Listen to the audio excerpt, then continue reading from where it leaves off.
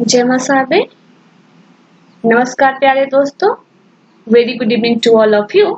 आई am Alka Mishra और मैं आप सभी का अशोका आईएएस एकेडमी के इस मंच पे हार्दिक स्वागत करती हूँ। फ्रेंड्स, हम यूपी पीसीएस मेंस के लिए सोशियोलॉजी को पढ़ रहे थे। कुछ दिनों से हमारा कार्यक्रम नहीं बन पा रहा था कुछ विशेष परिस्थितियों के कारण, तो इसके लिए मैं आप सभी से क्षमा प्रार्थी हूँ। तो फ्रेंड्स, आइए आज की क्लास को कंटिन्यू करते हैं इस विशेष कोट के साथ, स्पेशल कोट के साथ। Practice kindness all day to everybody and you will realize you are already in heaven now। आप हर दिन, प्रत्येक व्यक्ति से अच्छा व्यवहार करिए, दयालुतापूर्ण व्यवहार करिए और निश्चित तौर पे आप महसूस करेंगे कि आप स्वर्ग में हैं। तो फ्रेंड्स, स्वर्ग या नर्क जो होता है ना, वह कहीं और नहीं होता है। यह जो होता है ना, हमारे द्वारा निर्मित परिस्थितियों के भीतर ही स्वर्ग या नर्क होता है। हम जैसा परिस्थिति बनाते हैं वैसा ही होता है। तो स्वर्ग और नर्क जो है ना, आपके हाथों में है। अगर आप स्वर्ग देखना चाहते हैं, स्वर्ग बनाना चाहते हैं, यानी अच्छा वातावरण चाहते हैं, तो प्रत्येक व्यक्ति से दयालुतापूर्ण व्यवहार करिए, उसकी परिस्थितियों को समझने का प्रयास करिए और ऐसा आप करेंगे तो आप पाएंगे कि आप स्वर्ग में हैं। और वैसे भी फ्रेंड्स, एक जो आपका एक पेपर होता है जो जीएस का, वो जो फोर्थ पेपर होता है ना, वो एथिक्स से रिलेटेड होता है और आपको यहाँ पे इमोशनल इंटेलिजेंस की जरूरत होती है। और इमोशनल इंटेलिजेंस तभी आती है जब हम ऐसी चीजों को फॉलो करते हैं। तो इससे मजबूत करना होता है, अपने इमोशनल इंटेलिजेंस को मजबूत करना होता है। फ्रेंड्स, इस दुनिया में सब कुछ है। महात्मा गांधी जी ने कहा है, आपने पिछले मैंने किसी वीडियो में डाला भी था उसको, कि इस दुनिया में सब कुछ है सबके लिए, पर लालच के लिए कुछ नहीं है।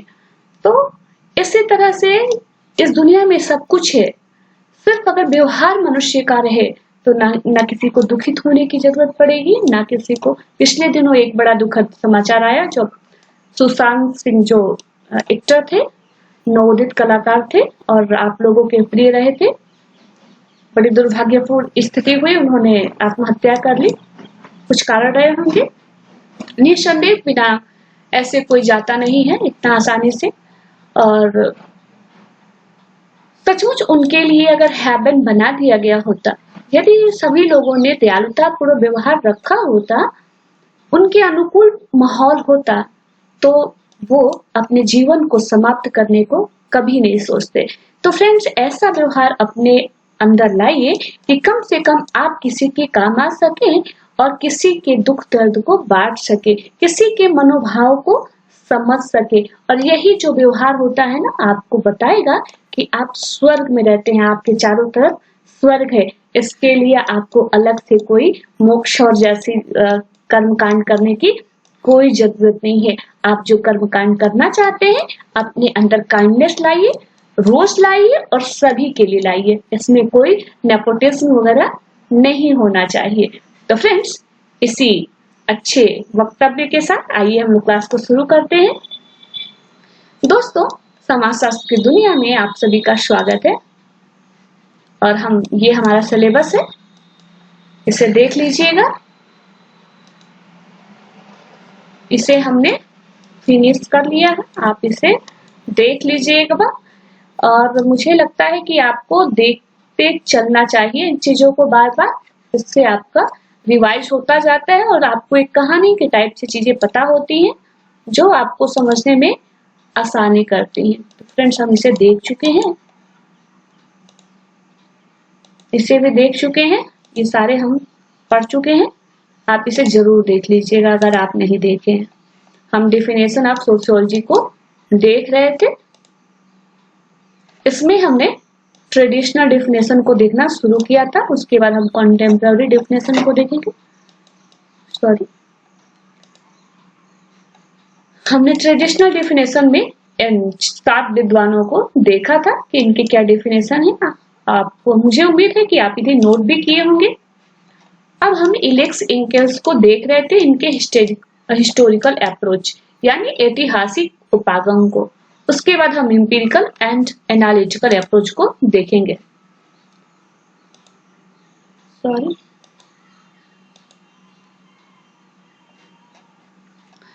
तो फ्रेंड्स, हम अगस्त काम्टे को देख चुके हैं। अगस्त काम्टे का हमने देखा था हिस्टोरिकल अप्रोच में कि ऐसे समाजशास्त्र में हजारों विद्वान हैं प्रारंभिक अवस्था में जो समाजशास्त्र को बनाने में अपना योगदान देते हैं, लेकिन काफी सोच विचार के यह आता है कि जो 4 लोग हैं, ये 4 लोग हैं, इन्हें फाउंडिंग फादर ऑफ सोशियोलॉजी के रूप में जाना जा सकता है। और इनके जो सिद्धांत है, इन्होंने जो बातें कही है समाजशास्त्र के लिए, वह कहीं ना कहीं समाजशास्त्र को परिभाषित कर सकता है।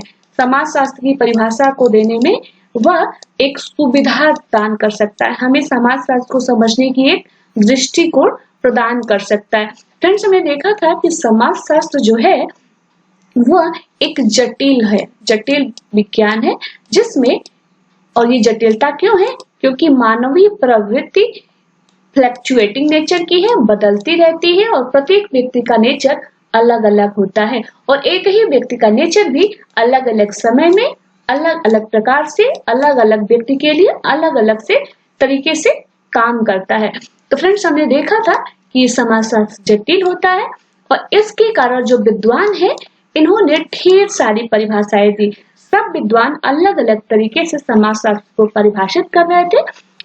तो हमको हजारों विद्वानों को हम पढ़ नहीं सकते हैं, लेकिन इसके लिए एक साइंटिफिक तरीका होना चाहिए। कि साइंटिफिक तरीका क्या है, जिससे चीजें हमारे लिए आसान हो जाए, हमें समाजशास्त्र को समझना, इसकी परिभाषा को समझना आसान हो जाए। तो इसमें समाजशास्त्र के जो है फॉर्मिंग फादर ऑफ सोशियोलॉजी के रूप में अगस्त काम्टे को, Herbert Spencer, Emmanuel Durkheim and Max Weber को चिन्हित किया गया है। अब इन चारों विद्वानों को की जो प्रमुख सिद्धांत है, इनके दृष्टिकोण है समाजशास्त्र के प्रति क्या है, इन्हें हम यदि जान लेते हैं तो हम समाजशास्त्र को जान सकेंगे। समाजशास्त्र को परिभाषित करना हमारे लिए आसान हो जाएगा। तो फ्रेंड्स, आइए, हमने अगस्त काम्टे को देखा था, आइए हम हर्बर्ट स्पेंसर एंड नेक्स्ट विद्वान को देखते हैं। हर्बर्ट स्पेंसर को सिंपल सा है, इन्होंने समाजशास्त्र का जो है समाज का इन्होंने क्रमबद्ध अध्ययन किया,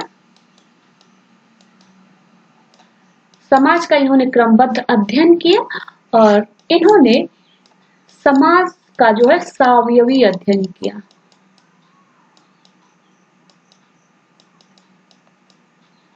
सॉरी,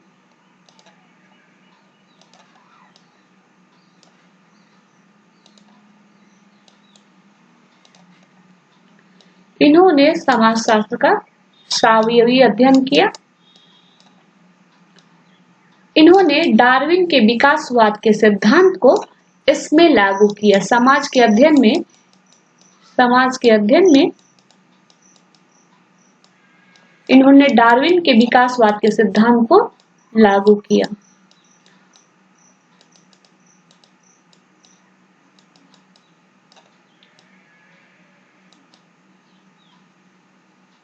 जिसे अनुकूलतम का सिद्धांत भी कहा जा सकता है, यानी वही सरवाइव करेगा जो फिट रहेगा, जो अनुकूलन स्थापित कर देगा वही जीवित रहेगा, उसी को जीवित रहने का अधिकार होगा। ऐसा सिद्धांत डार्विन ने दिया था और इसे आप जीएस में पढ़ते होंगे और बायोलॉजी में भी आपने इसे पढ़ा होगा। तो हम इस सिद्धांत पे नहीं जाते हैं। इस सिद्धांत को हर्बर्ट स्पेंसर ने समाज पे लागू किया और इस प्रकार से इन्होंने समाज का सावयवी अध्ययन किया।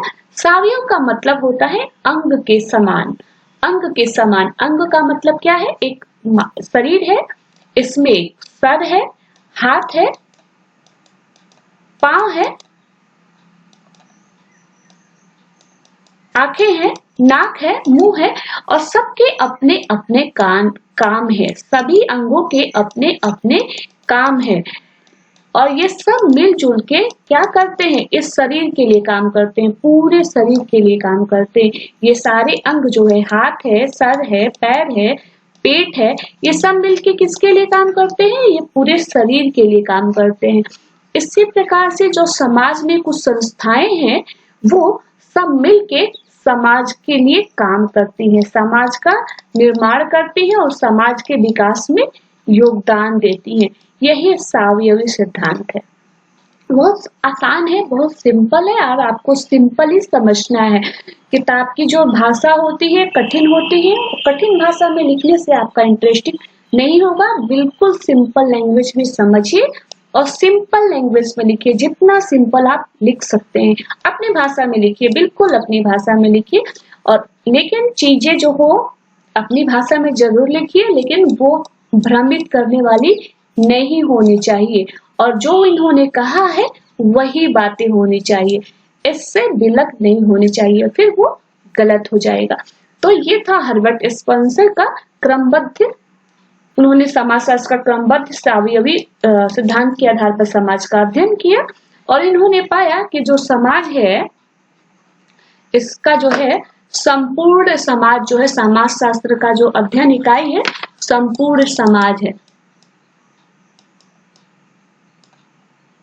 संपूर्ण समाज जो है समाज शास्त्र की अध्ययन की यूनिट है, इकाई है। समाज शास्त्र की संपूर्ण समाज की यूनिट संपूर्ण समाज जो है समाज शास्त्र के अध्ययन की इकाई है, यानी पूरी समाज का अध्ययन करना चाहिए। समाज शास्त्र में पूरे समाज का अध्ययन करना चाहिए, ये हर्बर्ट स्पेंसर का व्यू था। फ्रेंड्स आइए हम नेक्स्ट विद्वान को देख लेते हैं। हमारे आते हैं नेक्स्ट विद्वान जो फाउंडिंग फादर थे, वो है दुर्खिम। और यह बहुत इंपॉर्टेंट है। ये क्यों इंपॉर्टेंट है? क्योंकि इमाइल दुर्खिम को अगस्त काम्टे का उत्तराधिकारी मानते हैं। क्यों?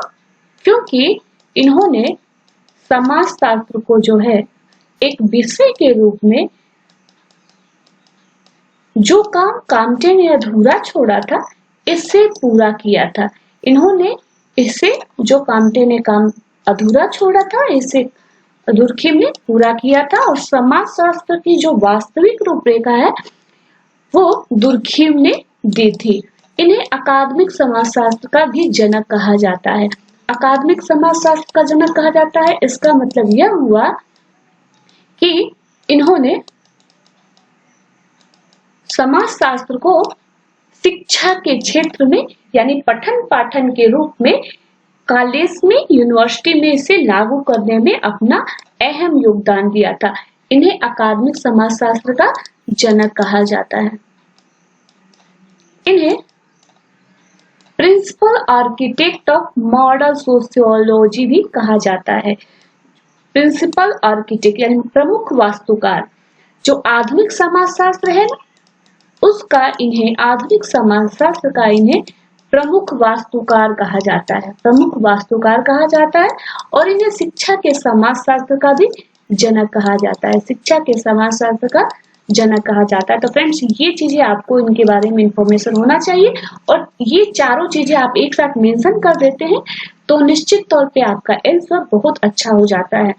तो ये आपको याद रखना चाहिए। अगर आप पूरे अगर कॉपी में नहीं लिखना भी चाहते हैं तो आप एक ग्राफ बना के इन चीजों को डाल सकते हैं, ऐसे बना के, और कि इनको क्या क्या कहा जाता है और ये क्या क्या है, छोटी छोटी हेडिंग बना के, बॉक्स बना के आप डाल सकते हैं। इससे क्या होगा कि आपके जो होंगे आंसर जो होंगे स्कोर करने में आपके लिए अच्छे साबित होंगे। तो फ्रेंड्स ये आपको याद रखना चाहिए इमाइल दुर्खिम के बारे में।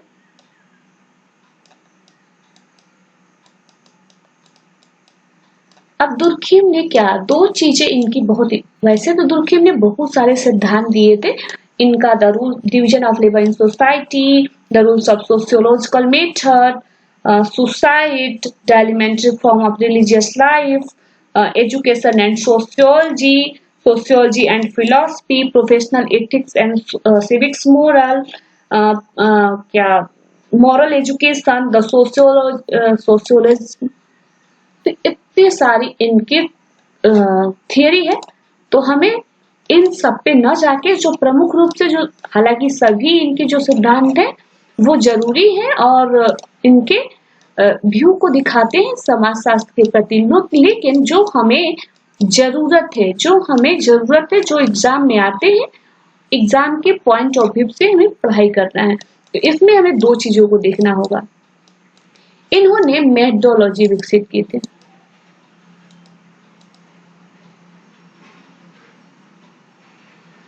इसे कहते हैं the rules of sociological method, the rules of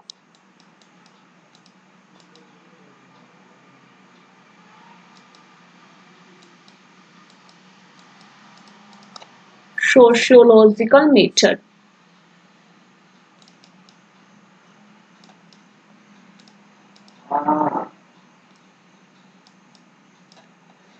the rules of sociological method यानी समाजशास्त्रीय पद्धति,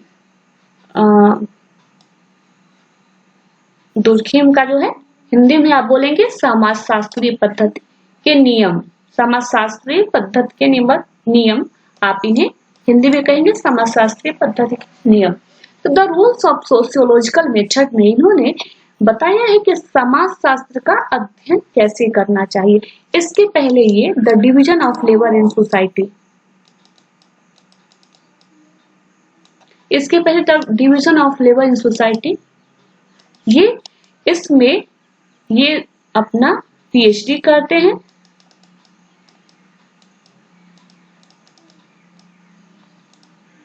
और यही से ये पाते हैं कि the division of labour in society का जब ये अध्ययन करते हैं तो इन्हें महसूस होता है कि समाजशास्त्र में कुछ पद्धति होना चाहिए, कुछ मेथड होना चाहिए, समाजशास्त्र को पढ़ने के लिए अलग तरह से मेथड होना चाहिए, और यहीं से इन्होंने the rules of sociological method निकाला।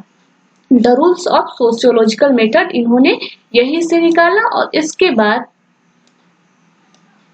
ये जो the division of labour in society है ये 1893 में होता है। इसके 2 साल बाद ये the rules of sociological method 1895 में रूल्स बनाते हैं और इसमें इन्होंने द सोशल फैक्ट को परिभाषित किया है। द सोशल फैक्ट, और सोशल फैक्ट क्या है, यानी सामाजिक तथ्य, जो समाजशास्त्र के अध्ययन के लिए इन्होंने सोशल फैक्ट को इम्पोर्टेंट माना है। सोशल फैक्ट को ही इन्होंने समाजशास्त्र की अध्ययन वस्तु माना है और इसी आधार पे इन्होंने जो नेक्स्ट अपना कॉन्सेप्ट दिया था सुसाइड, ये जो इनका नेक्स्ट जो कॉन्सेप्ट आएगा सुसाइड, वो 1897 में वो इसी आधार पे आएगा। तो फ्रेंड्स हम इसे देखेंगे, पहले हम देखते हैं the rules of sociological method.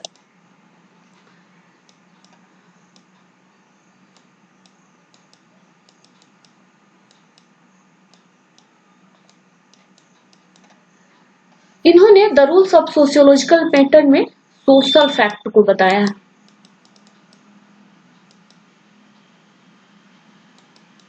यानी सामाजिक तथ्य। अब सामाजिक तथ्य क्या है, तो सामाजिक तथ्य सोचने, विचारने और अनुभव करने का एक प्रक्रिया है। जो सामाजिक तथ्य है, सामाजिक तथ्य क्या है, तो सोचने, विचारने एवं अनुभव करने की एक प्रक्रिया है जो मनुष्य के अस्तित्व से परे है, जो मनुष्य के अस्तित्व से परे है एवं उस पर नियंत्रण स्थापित करता है। यानी ये जो सोशल फैक्ट है ये किसी व्यक्ति के व्यक्तिगत कृत्यों से जुड़ा हुआ नहीं है, और जुड़ा हुआ तो नहीं है लेकिन उसके व्यक्तिगत कृत्यों को नियंत्रित करता है। यही सोशल फैक्ट है। यही सोशल फैक्ट क्या है, विचार करने, सोचने और अनुभव करने का एक प्रक्रिया है जो व्यक्ति के व्यक्तिगत अस्तित्व से परे है और वह इस पर व्यक्ति पर नियंत्रण भी स्थापित करता है। और सोशल फैक्ट में क्या आ जाते हैं, जितनी भी चीजें आपको बाह्य रूप से दिखाई दे रही हैं वह सोशल फैक्ट है। जैसे विवाह हो गया, धर्म है, शिक्षा है, राजनीति है,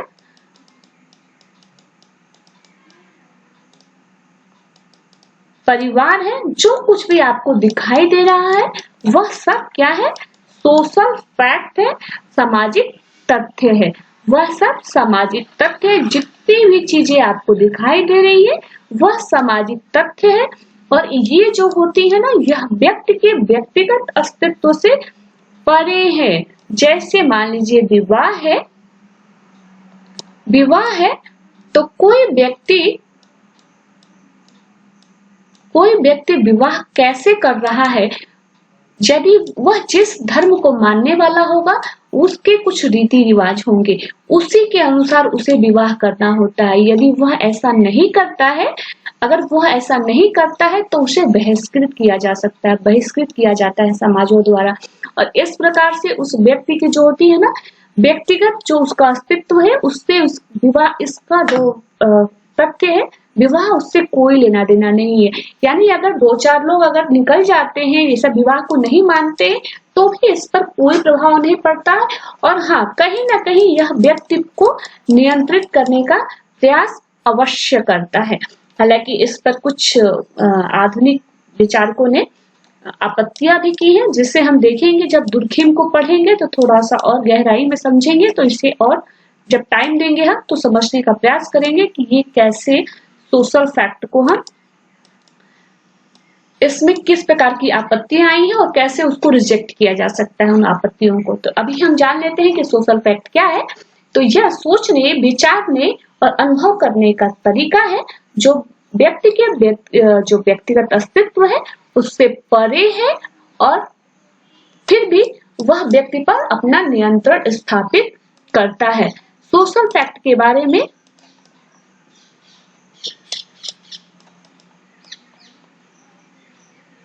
कुछ चीजें हम जान लेते हैं सोशल फैक्ट के बारे में।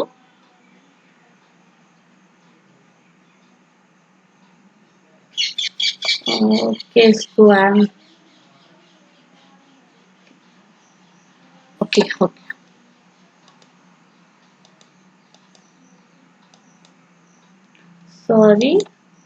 ओके।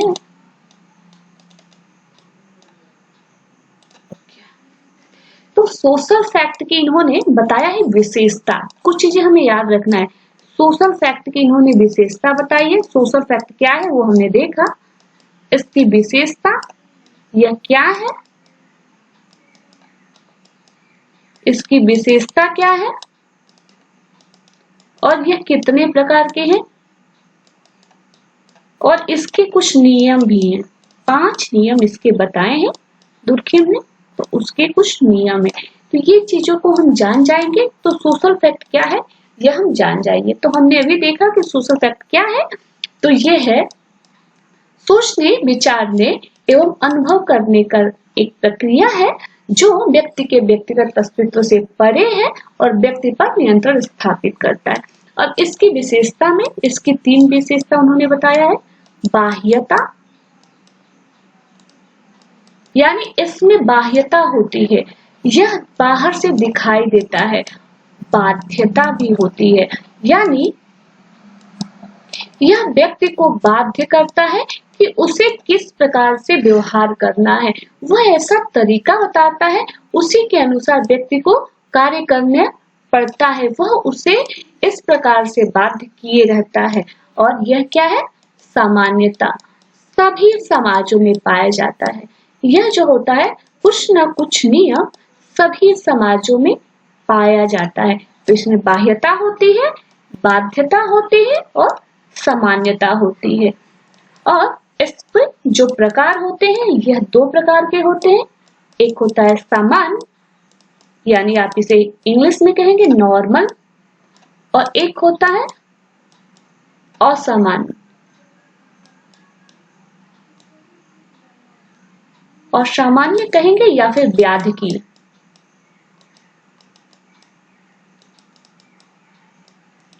असामान्य या व्याधिकीय।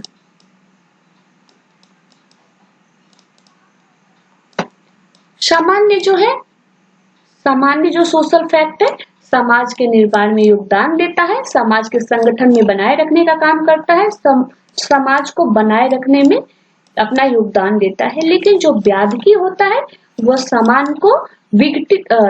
समाज को विघटित करने का काम करता है। जो असामान्य होता है यानी वो व्याधि होता है, जो व्याधि मतलब रोग, व्याधि मतलब रोग होता है, तो यह नाम से ही स्पष्ट है।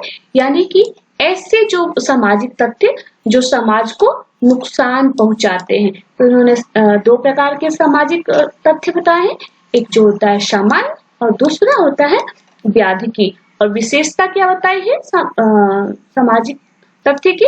बाह्यता, बाध्यता और सामान्यता। और क्या है समाजशास्त्र, ये हमने देख लिया। और नियम को हम तब पढ़ेंगे क्योंकि ये बड़ा हो जाएगा। और हम क्या पढ़ रहे हैं? Definition of sociology. हम दुर्खिम को जब एज ए थिंकर पढ़ेंगे तो इससे डिटेल में पढ़ेंगे। अभी हमें सिर्फ इतना ही जानना था कि दुर्खिम ने समाजशास्त्र को के लिए परिभाषित करने के लिए इन्होंने the rules of sociological method यानी समाज शास्त्रीय पद्धति के नियम बनाए हैं। और इसके में इन्होंने सामाजिक तथ्य को परिभाषित किया है और सामाजिक तथ्य को ये समाजशास्त्र की विषय वस्तु मानते हैं। सामाजिक तथ्य को ये समाजशास्त्र की विषय वस्तु मानते हैं। तो यही आपको जानना था। इसके बाद हम आते हैं वेबर पर।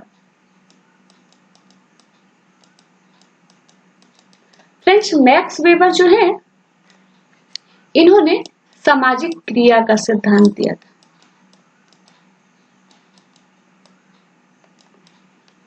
इनके सामाजिक क्रिया के सिद्धांत को तुलनात्मक विधि से इन्होंने अध्ययन करना बताया था। और इन्होंने वेरेस्टन नामक एक जो आदर्श प्रारूप, एक आइडियल टाइप इन्होंने तरीका निकाला था कि कैसे चीजों का अध्ययन किया जा सकता है, समाजशास्त्रीय रूप से कैसे हम अध्ययन करेंगे। तो इसके लिए इन्होंने एक आदर्श प्रारूप बनाया था और उन्होंने बताया था कि कैसे अपने आप को निर्धारित करके ताकि चीजों का, बाह्य चीजों का प्रभाव व्यक्ति पर न पड़े और वह आसानी से अध्ययन कर सके, उस पर कोई पूर्वाग्रह का असर न पड़े और वह अध्ययन कर सके। इसके लिए उन्होंने आइडियल टाइप का निर्माण किया था। तो अभी आपको सिर्फ इतना जानना है कि इन्होंने सामाजिक क्रिया को समाजशास्त्र की विषय वस्तु मान था। यानी सामाजिक क्रिया ही समाजशास्त्र, सामाजिक क्रिया का अध्ययन करना ही समाजशास्त्र है। और सामाजिक क्रिया के इन्होंने 4 प्रकार बताए थे। सामाजिक क्रिया के इन्होंने 4 बताए थे प्रकार। एक परंपरात्मक क्रिया,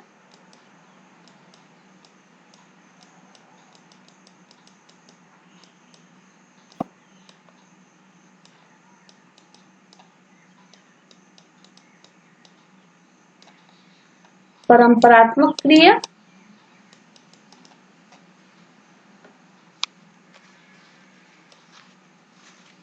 सॉरी थोड़ा सा गड़बड़ हो जाता है तो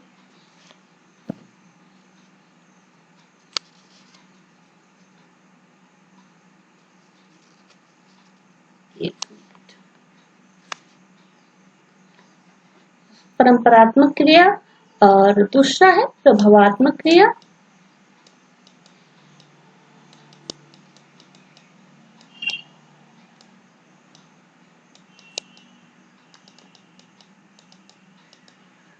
ये थोड़ा सा डिस्टर्ब चल रहा है मेरा कर्सर। 4 प्रकार की क्रिया बताई थी, परंपरात्मक,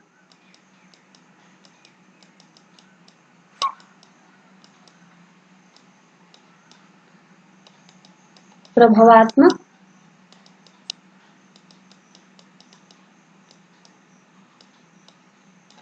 तार्किक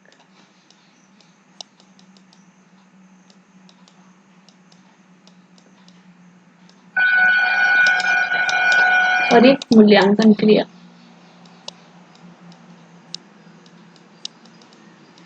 तो इस प्रकार से इन्होंने मैक्स वेबर ने सामाजिक क्रिया को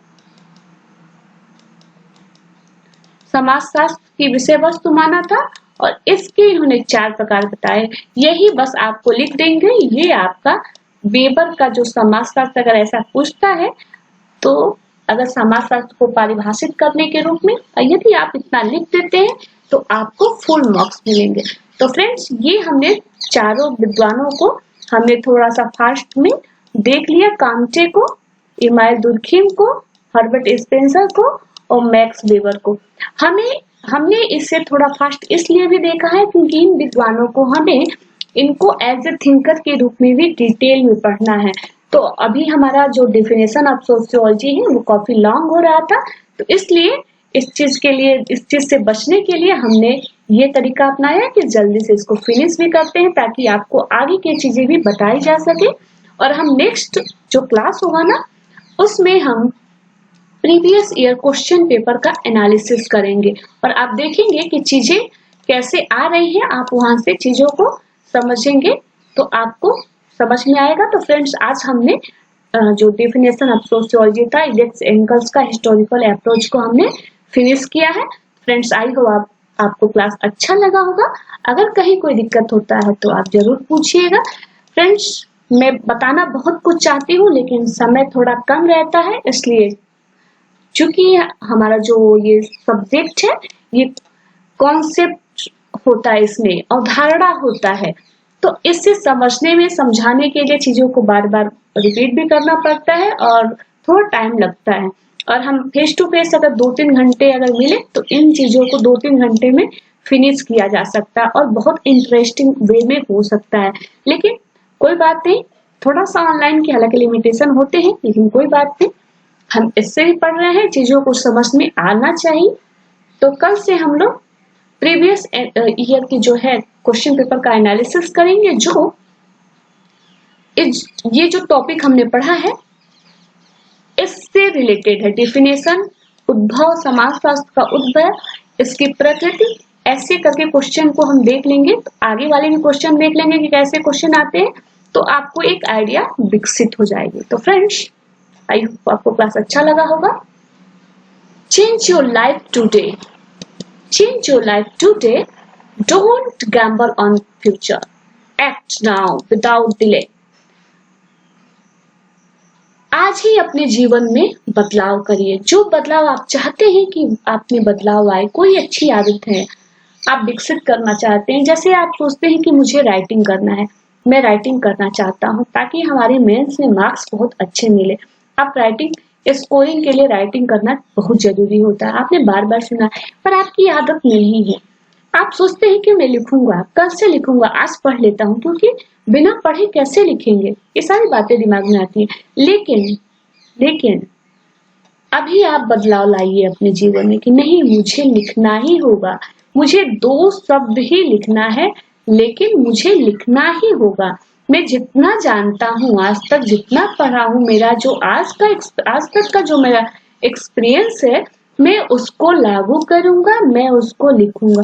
ये आज ही लिखिए, don't Gamble on the future, इसे भविष्य पर मत डालिए, नहीं तो निस्संदेह आपको बहुत परेशानी हो जाएगी। यदि आप कितना भी पढ़ लेंगे, पढ़ने की कला अलग होती है, याद करना अलग होता है और उसे प्रोड्यूस करना मौके पर बिल्कुल अलग चीज होता है।